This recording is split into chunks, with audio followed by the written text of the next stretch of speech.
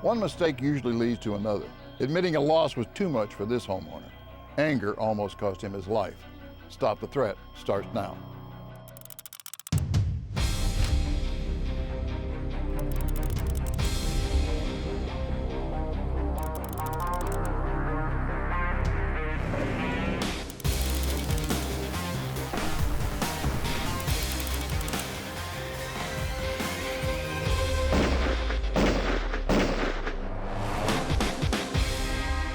Hello and welcome to Stop the Threat. My name is James Towle. On this week's episode, we take you to Minnesota for a reenactment which we have entitled The Chase. But first, let me introduce you to this week's panel. Wes Doss, president of Kyber Interactive Associates and a very important returning member to our panel.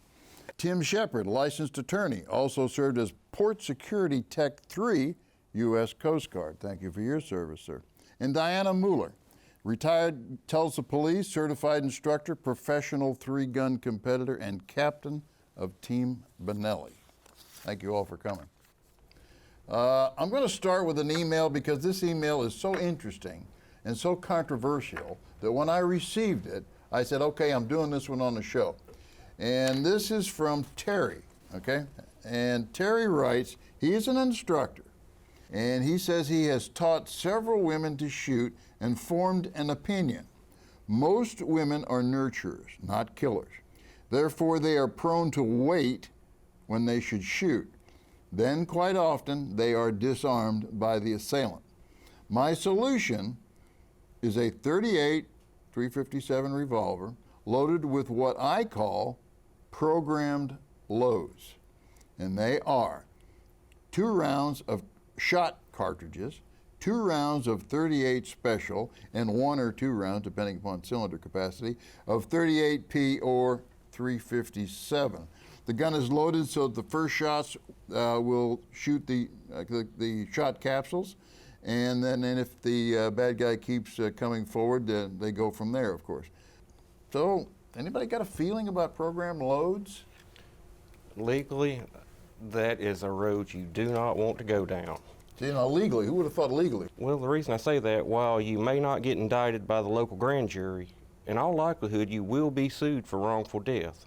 And the plaintiff's attorney is going to paint you as some kind of maniac because you loaded in such a way to maximize damage that you weren't actually defending yourself, that you were actually provoking this altercation, trying to produce death. Wow. I don't know if anybody at home knew that, but that's an eye-opener for me. Thank you very much, Tim. Anybody want to go forward on just the technical side? Well, to come up with the assumption that women are nurturers as opposed to killers, I mean, there's a natural reluctance on most human beings' part, period. So I'd be curious how many women he's trained where he's been able to come up with this assumption. It's the same cognitive thought process to pull the trigger, whether it's a shot shell inside of it or it's a hollow point inside of it. It's the same act. And going back on that, I mean, you're along with programming to inflict maximum injury and damage before death comes about. You're now having to cycle through at least 4 rounds before you get to the ones that matter inside the gun. That seems, it just doesn't make any sense. You know, what happens if you need to start with the real stuff? Exactly. So I would. It's a real violent attack. Correct. Right. Correct. So I would agree with the guy that the women are probably more nurturers than males. But on the other hand, I think that anybody put in a situation, a critical force, that they're gonna. It could happen to anybody. So the key is training. And the key is training. The key is training. Hold that thought. When we come back, we're going to show you part 1, but I think there's a couple of more statements we want to make on this. Don't go away.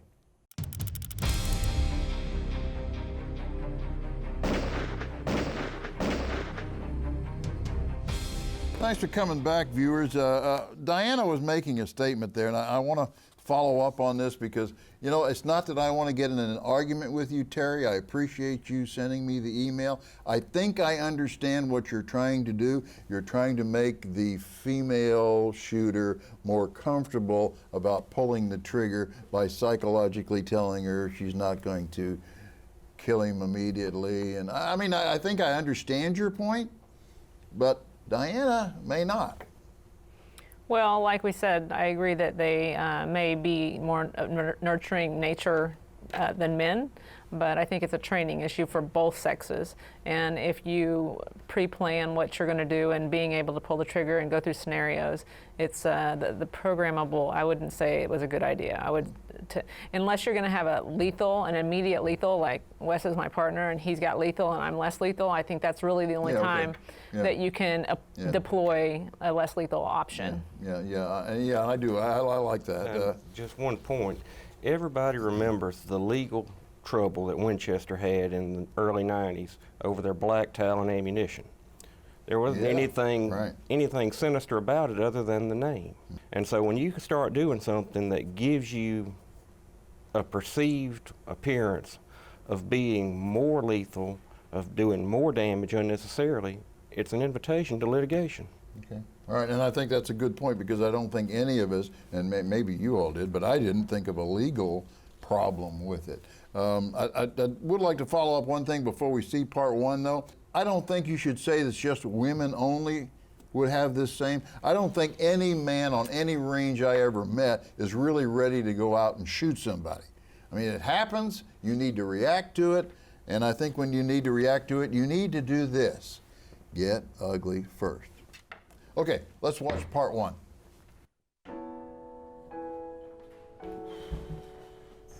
So what are we cooking this evening? My specialty meatloaf and mashed potatoes. Ooh. Would you mind getting the meat from the fridge? Sure.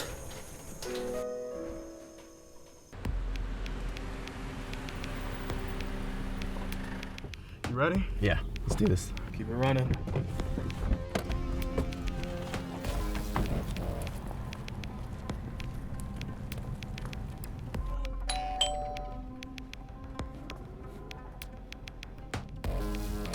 Hello? What the hell? Down on the ground, hand over your money. Oh my god! Hey, come here. Please stop!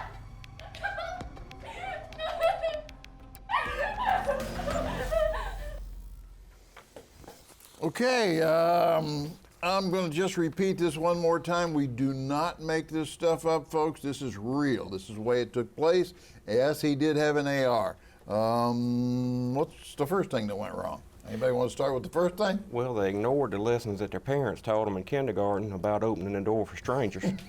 Well, you got a door that's made out of glass, and you're not looking at who's on the other side of the door before you opened it up. I don't think anything that they did was something that anybody wouldn't do themselves, but there are things that we can talk about that they could have done differently. The surveillance camera outside your door is an awesome option. That window in your door is a terrible idea, regardless.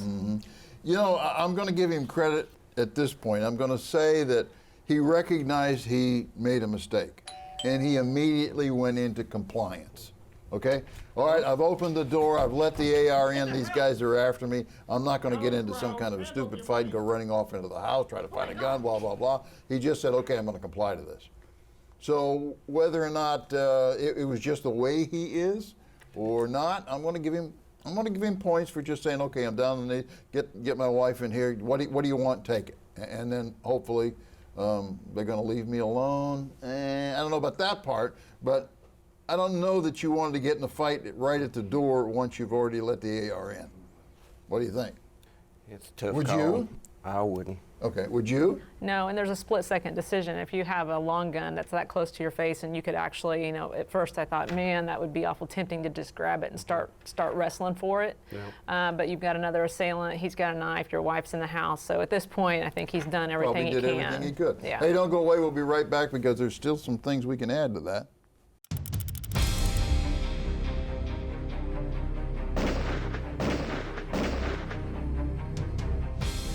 Thanks for coming back, viewers. I think we have a very interesting reenactment here.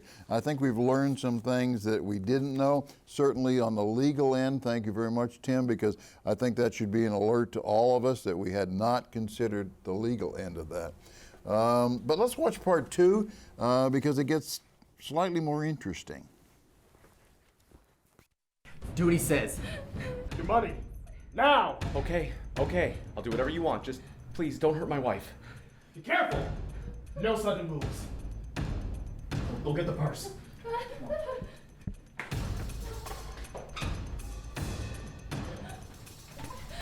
right, good. You stay there. All right? Good. Come on, let's go. You stay right where you are.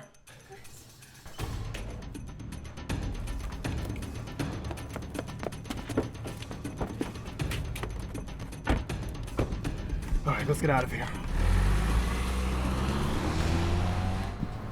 They can't get away with this. Call the police. I'm going after them. No, don't leave!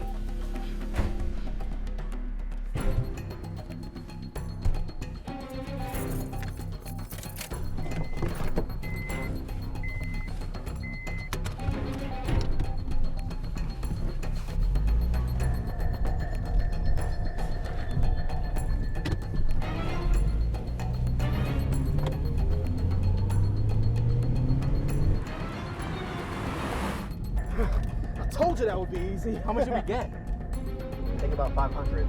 Not bad, not bad.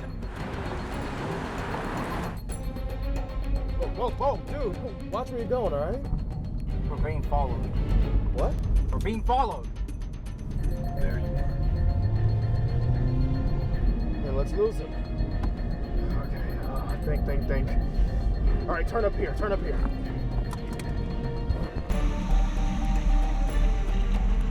See what you got. Not gonna lose me that easily. I think they're still following us. Come on. Don't let him block us in.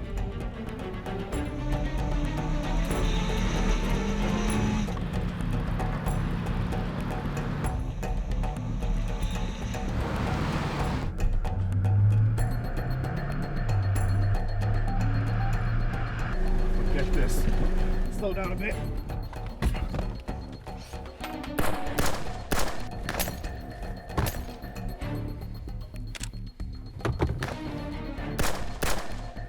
All right, that ought to do it. Now let's get out of here before someone else calls the cops.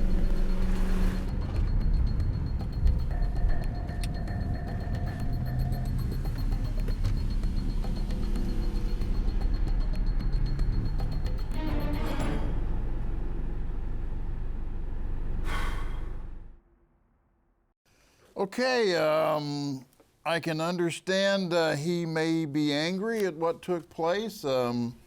How smart is this pursuit idea? I understand he's hurt. I understand his ego's bruised. I understand he wants to retaliate. But that doesn't give him the right to go screaming through the town, endangering everybody on that street. Yeah, that's a real good point. Yeah, Wes? I think that's a shortcoming in a lot of preparation and a lot of training, is that people aren't necessarily made aware. They're more in touch with the glamorous or the romantic side of this whole idea, but they're not really made aware of thinking about the unintended consequences of their actions. You know, this guy drew fire, where those rounds went, where they hit his car, they hit people's homes, the accident that could have come about in that neighborhood, the other people that could have gotten hurt or killed as a result of that. The whole thing wasn't a great idea. Yeah, no, those are good points. Dianna? Well, to his benefit, I'm a big proponent of you helping yourself and you helping the police help you. And honestly, had he not gotten out of the house and gotten a tag number, they're gone. Nobody is, they're not going to be held accountable, and they can continue to do this. So, you know, giving chase to people who you know are armed and what they have, and it didn't seem like he had anything to protect himself. And then obviously he drew their attention because they knew they were being followed. So maybe just a little soft tail as opposed to, and immediately get that tag number and then back off or stay on the phone with the police. There were a lot of things that he could have done that there's a lot of signs of someone who's probably not thought the scenario through much, and of course who prepares for that. Right. Okay, so I'm not going to hold that part against him. He stalled a little bit right after they went out the door, which is pretty natural. I mean, the guy's swinging around an AR there. I mean, so now I know that he's well armed. Can't get away with this. Maybe I run up to the door and take pictures. I don't know. Maybe it was too late then. I'm going after But he felt compelled to go chase them. Again, I can understand the anger, I can understand the ego part. I'm not sure that that was a good idea, and he certainly could have gotten himself hurt. not to mention other people in the area. So this is probably not something we're going to suggest that you do at home. There's nothing to be learned from this except not to do it, maybe? Or do it different. And I would ask, what was his end game? What was he planning to do once he caught him? Yeah, they had stopped. Well, what are you going to do now? Right, and they could have pulled off and led him into a dead end somewhere and gotten out and really done some damage to him. Yeah. Because he was intent on following him. Absolutely. If they knew the neighborhood better than he did, this could have led to a lot of problems. And a good point there that the plate on the car. I mean, we don't even know it's a real car. They probably stole the car, right? I mean, it's a pretty good odds that they didn't come take his personal vehicle on some kind of a home invasion, right? True. So even though you've gone to all that trouble and you've endangered the entire neighborhood and yourself, scared your wife to death, by the way, running out the door after the bad guys, it may have all been for naught, because law enforcement shows up, they look at the plate and they go, yeah, well, that belongs to Pastor Smith, and he called in a little while ago saying someone stole his car. Yep. So wow, what was the risk there? Huh? Well, Tremendous. still, Well, I want to catch bad guys, so I appreciate that citizens will at least be a good witness and at least take steps to try to help us help them in their neighborhood. I agree with that, to the point where you got the information and then Right. fall back, but then not knowing what the end game was, it looked as though he was going in pursuit and was going to attempt to catch up to these guys that were armed, which is kind of flips the coin in the opposite direction again. And Right. something Anything else, legally, and I've only got a few seconds.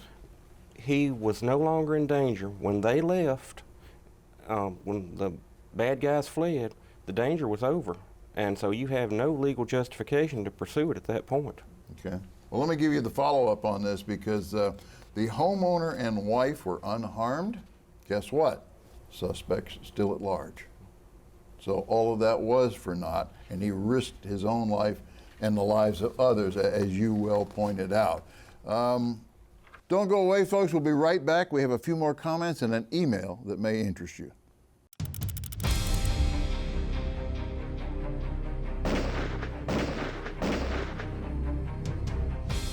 Thanks for coming back, viewers. That was a pretty interesting scenario. I think we probably learned that many mistakes were made by the homeowner there, and nothing was really gained.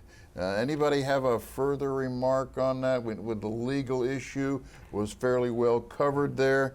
In pursuit of the bad guy, was this a good idea? No. No. How's that going to look in court? Terrible. Terrible. You will be painted as a monster. Like a vigilante thing almost. Oh, absolutely. There was a no-win situation, and he took that no-win situation and made it exponentially worse. Yeah, I don't want to say, and it's easy to say that, hey, these guys would have been caught sooner or later anyway. And I hear that a lot. And I don't necessarily want to agree with that, oh, they'll be caught later anyway. But at that point, I don't think he could help the situation. I mean, even though we know the results, that he couldn't help the situation, if you're at home and this sort of thing were to happen, I think you've missed your opportunity. When you opened the door, I think that was your opportunity, and I think at that point you lost it. Anybody want to disagree with that? You know, as long as we learn from these incidents, that's why we're here. That's is why to we're learn here. from things that have really happened in real life, and to see how we can dissect that and do it differently, do it better, do it the same, however it may apply. Okay, all right. Yeah, the idea is to get people thinking critically about what they currently do and how they currently think. You know, playing a little devil's advocate and getting people to rattle the cage a little bit and think about, those unintended consequences of these events and how they really play out, and how you have to really be thinking about everything, not just the here and the now. Right, right. I would advise every armed citizen to get a copy of Sun Tzu's The Art of War. He had a brilliant treatise on thinking with your ego and how that always leads to defeat. And that's readily available. Probably most of us have read that. And it's one of those books where you have to go back every now and then and Exactly. reread it, huh?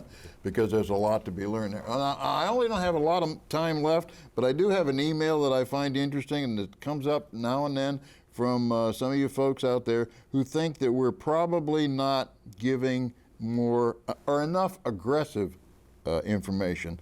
And this particular individual is saying that we always seem to say retreat, don't go after them, comply with whatever the bad guy wants. And he's basically saying here that, hey, you know what? I went out, I got trained, I got a gun. Why should I back off? Why shouldn't I be aggressive? Why shouldn't I? Why shouldn't I? Why shouldn't he? I think critical incidents are life-changing.